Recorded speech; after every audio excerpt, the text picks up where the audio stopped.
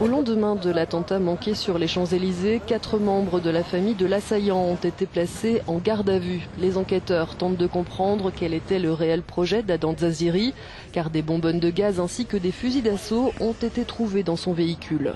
Ce Français de 31 ans est mort après avoir foncé contre un fourgon de gendarmes. L'attaque n'a pas fait d'autres victimes.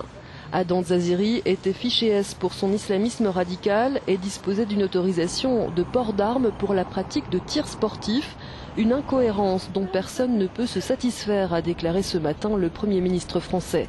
Cette attaque est la 3e visant des forces de l'ordre en moins de 2 mois dans la capitale française, une menace qui fait désormais partie du quotidien des Parisiens.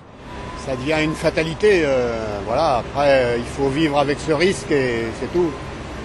Voilà. On sait que c'est un risque qui existe, on ne pourra pas faire autrement, donc on vit avec.